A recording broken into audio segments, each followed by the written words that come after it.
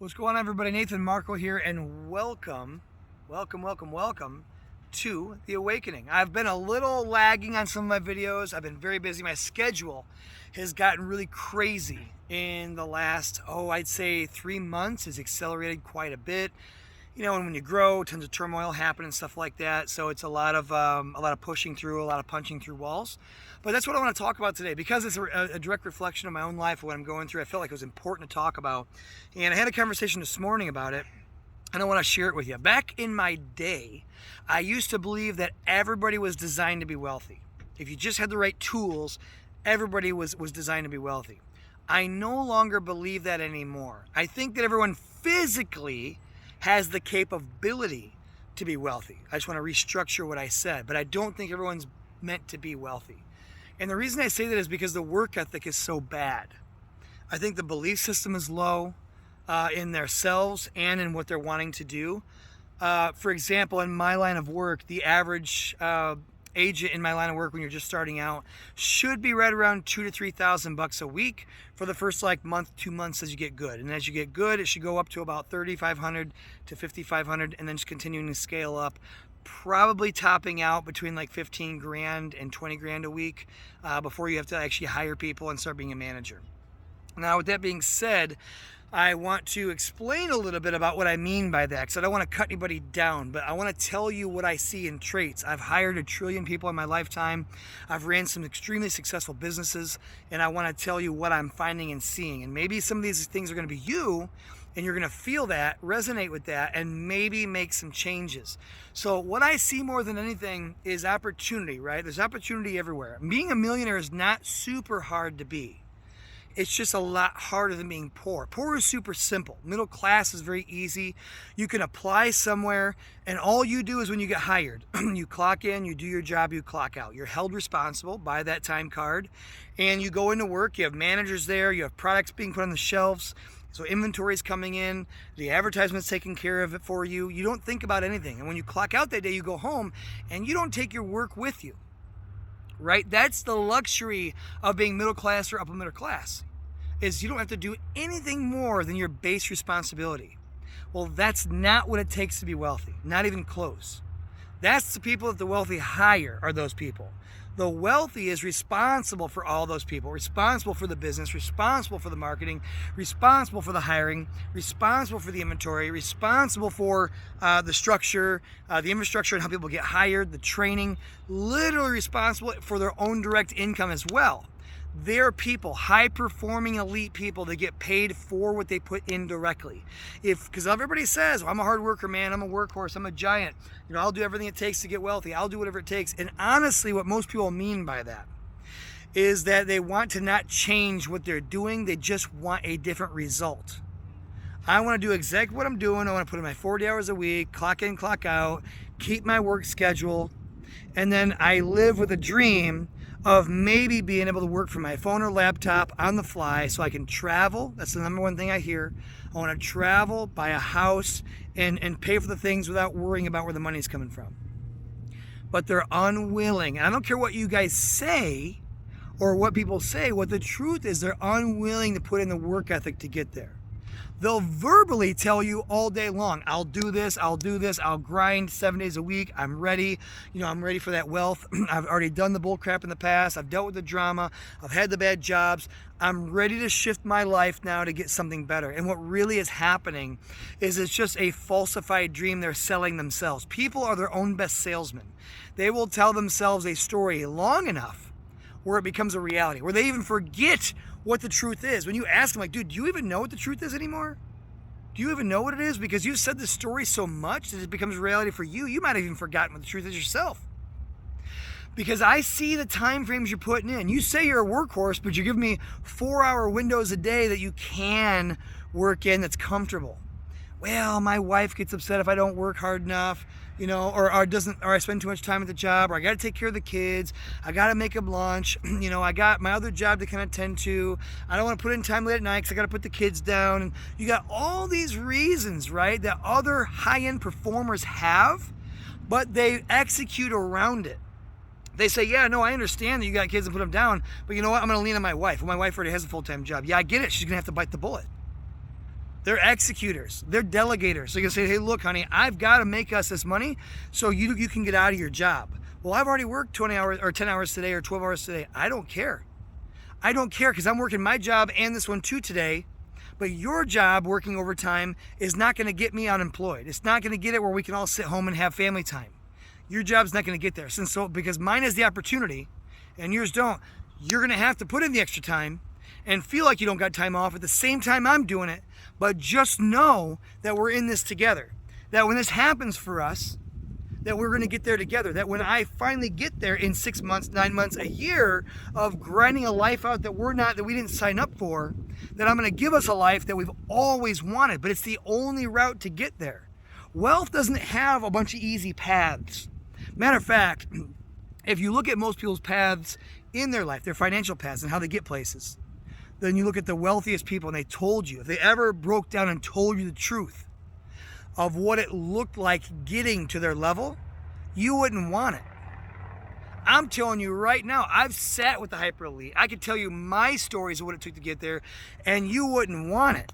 Half the times, I don't even want it during those times. I don't even want it. It's so hard. It's so hard. It's so much stress. It's like I see my wife throughout my house and my offices. I see her on the plane with me, but I'm sleeping on the plane, so I can't talk to her. I land on the plane, I can't talk to her because I'm getting the rental car. I'm getting one of my exotic cars delivered to me, so I'm on the phone with that company.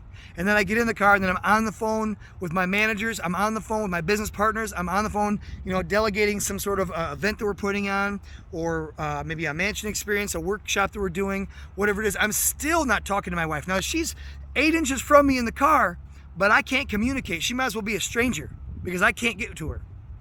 And then we get back to the hotel room. We throw our stuff in there super fast. Now I'm dealing with the front desk because they don't realize that I have a VIP account. This ain't about bragging. This is about real life stuff. They don't realize I have a VIP account, so they're trying to charge me to check in early. And I don't get charged to check in early. I'm a VIP. Matter of fact, I'm a triple gold VIP. I can't even get higher, right? There's nowhere for me to go. And they're still fighting me on it because they don't recognize the new attendant at the front. The desk clerk doesn't understand what kind of luxury has come with being that person, right? Or spending that money to get to that tier. They don't realize I get a free wine bottle. They don't realize that I get free car services. They don't realize that I get free check-in and free check-out. They don't realize I get all free upgrades to the highest rooms. They don't understand this. So it's a fight every single time for like 20 minutes. So now even checking in becomes a problem. So then once I get that done, I have to go back out, grab her and the stuff. Hey, let's go upstairs. Now we're late to our meeting. Let's get everything upstairs because I got held up by the front desk lady. So now we're running, getting everything upstairs. We're trying to get ready. I'm changing out of my normal flight clothes into a suit because, you don't fly in suits. They get wrinkled up. So you're changing in all your clothes, and now you get out of that. You're still not talking because she's doing her hair. She's doing her makeup. I'm putting on my suit. I'm ironing out my shirts. Even though I have a travel bag for suits, it still causes wrinkles. So then because maybe the starch does it, I'm not really sure. Don't matter. I have to do it. Then we get into the car. Then I'm back on the phone with my team. Hey, is everybody there? What's going on? How's the event going? They got catering coming? Is coffee coming? It's like I don't get no time for her. And like every once in a while, there'll be a glimmer for like an hour at night or a half hour at night. Man, I'll talk to my wife. I'll vent a little bit. This is stressful. Oh my gosh, there's so much going on. I'm sorry I haven't had a chance to see you today. It's been difficult. And then tomorrow we start over again.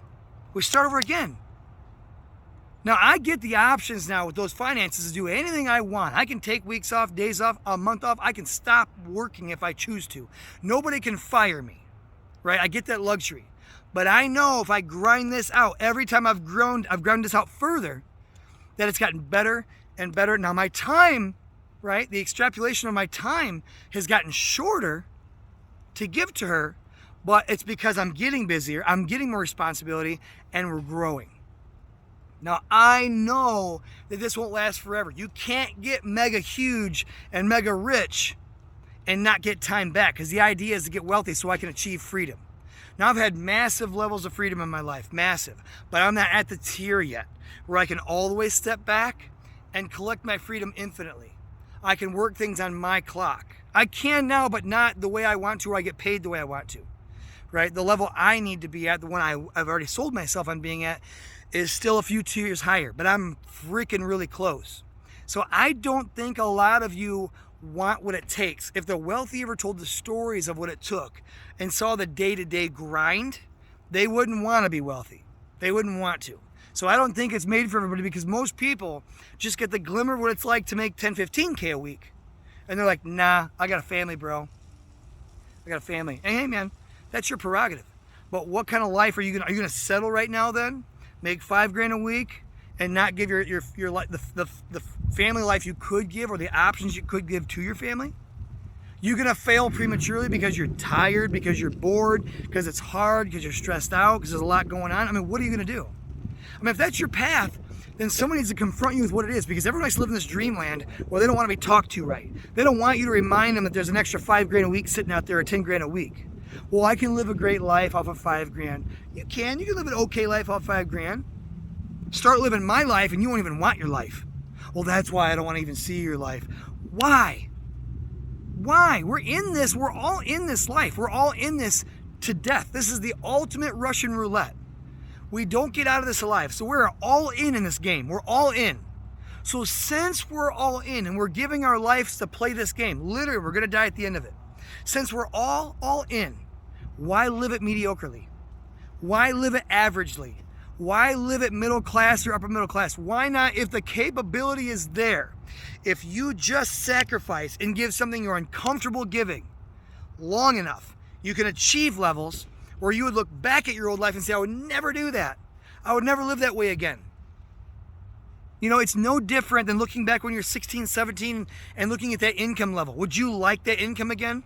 That $6 an hour, $7 an hour, being a dishwasher or whatever you were, a bagger at the grocery store or wherever you're at in life? Maybe you're young and you haven't got there yet and you're doing it right now. But for the majority of you that are an adult, mid-20s or more, right, you're looking back and you're saying, I would never, ever take that car wash job again. My standards are way too high. The life I like to live right now is too high. That's because you experienced it once. You leveled up just enough, did a job you didn't want to get, started feeling income you've never felt before, and then you recalibrated. And you're like, hey, look, man, this life ain't too bad. I know I said I didn't want to work that hard to get here, but now that I'm here, I wonder how much farther I could go, because this is pretty cool. And then somewhere along the way, you gave up. Somewhere along the way, you let someone take your dream and sell you that the life you're in right now is actually good. Somewhere along the way, you gave up on you. You just failed. You didn't keep going. That fire inside just started fizzling out to a small little flame. And then the worst part, you started making sense of it. You started making sense of your failures by patting yourself on the back for past glories. Well, you know, I'm here now. No one in my family has made this kind of money, so I'm doing pretty well. Bullshit. Who cares about your 10 family members? There's 8 billion people out there. Why don't you scale yourself to them? Well, if I did that, I'd never be happy. Good. Don't ever be satisfied. This world has a lot to give. And teach yourself, the kids, the same. To never be satisfied, to always try for better. Don't teach your kids to be punters in life. Yeah, there's a utility for a punter, but they're the smallest part of the game. Every once in a while, they can come in clutch. The rest of the time, they're the lowest paid person on the bench. They don't give enough, they don't get enough. Teach your people to be running backs, to be quarterbacks, to be someone of value, to be a tight end, the guy that carries a football to the touchdown, because that life is the one the punter will watch and think about. As much as you say that I'm okay where I'm at, I'll bet $1 billion you fantasize about everyone else's life, about a wealthy person's life, and you're spending your time watching influencers and how good they've got it and think, I'll never get there, but if I can get kinder there, that'd be great. Why can't you get there? You haven't even tried yet, and you're already selling yourself short. I see it every day. So I'm telling you right now, I don't believe that everyone's made to be rich, because they don't have the work ethic. I don't care what you say. I don't care what you sell yourself. If you did, you'd be utilized. Someone of great wealth would find you and utilize you. The problem really is you think you have the great work ethic and you sell yourself you have the great work ethic, but you really don't. Because silence goes forever. You don't get to explain to someone what the truth is. Time reveals the truth. If you are a grinder, you will be seen, found, and hired for those positions and made money. You're not. You're probably not. So if you're not, and you miss that old person of you, you miss that old version of you, then you need to step up the game. Because I think that everybody's exactly where they should be, where you're at in life. It's not about not being fair. It's not about you didn't get a fair shake. It's not about, oh, I'm going to have this if it wasn't for that one person. You are where you're supposed to be. You didn't have enough skill set to hold your value, because if you did, other companies would have sought you out. When I was in shares, when I was in timeshares and car sales and just sales in general, I had companies offering me money to go work for them because they were hearing about me. And the ones that didn't hear about me, I made sure they did. I went there and talked to them and said, hey, look, just kind of curious what you guys make. I'm an elite salesman over here. I do great. I don't know if I'm looking to change, just looking to see what else is out there, looking to scale up and make more. It's easy to kill it in this game. I want more out of life. And because I did that networking, because I reached out, because people did phone calls and researched about me and said, oh man, this guy really is that good. They call the other dealerships. They call the salesman that worked there. Yeah, he's a monster. They call these people and they're like, hey, look, I got to get this guy. You know, time tells the truth. It reveals the truth. So you are where you're supposed to be. Well, I'm trying to get better. Well, then you're in the middle. That's where you're supposed to be. You haven't made it yet. You're not getting paid big yet because you haven't earned it yet.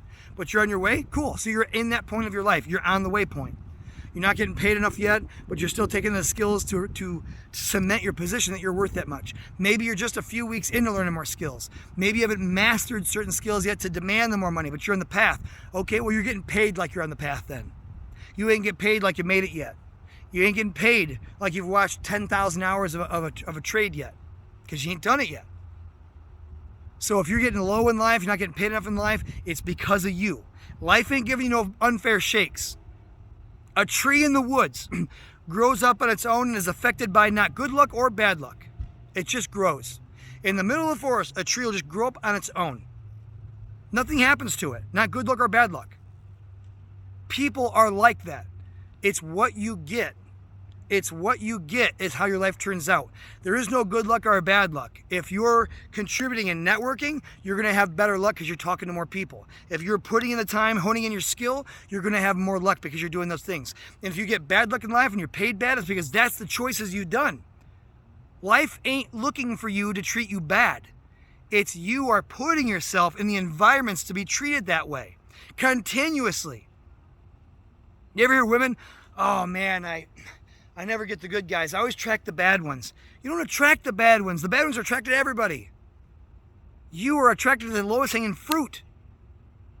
The easiest ones to get. You're not willing to put in the time. You're not willing to draw back when people flirt with you and pick your one. You just take the first one that comes, and that's always ends up being the worst one probably, most times. Or you're at the bar, lonely, single, and then you find the bad one. You think the good one's at the bar? I don't know any hyper elite people that hang out at bars. Not even one soul, and I'm not joking. I don't go to bars. I don't even drink alcohol. I don't go to the strip club. I don't go anywhere. I hardly gamble unless it's just for fun at a gas station or a slot machine. I don't do anything in those wrong areas, so I can't be attracted to the wrong people. There might even be hyper elite people that make a ton of money that are going downhill. Guess where I'll find them? More than likely the casino, more than likely the strip club, more than likely at the bar. If they're on their way down, the people that are on their way up are focusing on business, honing in, networking, making connections, building the business, working on the projects late at night. Those are the guys you can't hardly find because they're on the grind all the time. They're not giving up. They're not saying this is enough. They're still looking. They're never satisfied. So get uncomfortable. Have a freaking close relationship with being uncomfortable. Well, I don't like sales. Good, get good at it. Get good at not liking it. Get good at doing sales and not like it. That's cool because the more that you can discipline yourself to do things that you don't like and get good at, you can do it anywhere in your life. Hey, who likes to diet? I sure don't. But I got disciplines everywhere in my life. I've taught myself to do things I don't like to get the results I want. So I don't think you should do what you like. I think you should be good at things you don't like because that teaches you things you can't get anywhere else. If you go in saying, look, I just want to get this over with. I just want to get in here and learn the trades and get really good at this. I know it's going to be a beating up front. I know I'm going to do a ton of failures. I know what I'm going to go through emotionally and psychologically. I know I'm going to want to quit 10,000 times a day. I know I'm going to tell myself this ain't for me. I know I'm going to say all these things. I should just go back to my old job, but I ain't going to let it happen. I already got it in stone in my mind that I'm going to hear these things in my mind, but I'm not going to let it convince me. I'm going to stay in this because I see people that stay in it, and everyone that stays in it wins it. I'm going to stay in because I know this. I know the data. I see the people doing it, and they're all telling me the same thing. They wouldn't lie to me for no reason. Why would they lie to me to hurt me? I'm on their team. So to sign that off, no. Not everyone's made to get rich. Not everyone's built that way. So you're going to let the weak version of you talk yourselves into being middle class or upper middle class the rest of your life? Are you going to start walking on the path you've been avoiding this whole time? Because that's the one that's going to give you everything you've wanted. Sure, it's got sticker bushes. It's not paved. There's poison ivy all over it. Probably got to climb some rocks in the middle of it. It don't look like your local park with a paved sidewalk. I get you. Because that's the one everybody else walks.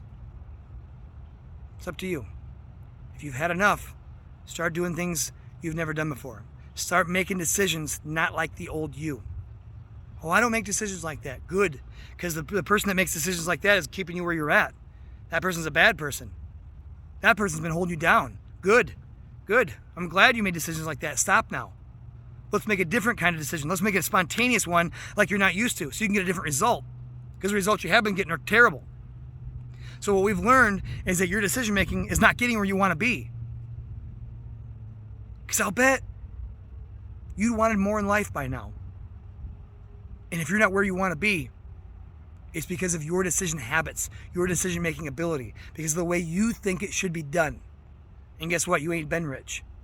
You can't possibly give yourself the path to be there. You don't know. You don't know. So now it's time to draw a line in the sand and say, I'm done doing things the way I've always done them. I'm going to do something different so I can get a different result. And with that, guys, I'll talk to you later. This is Nathan Marco, and this is The Awakening.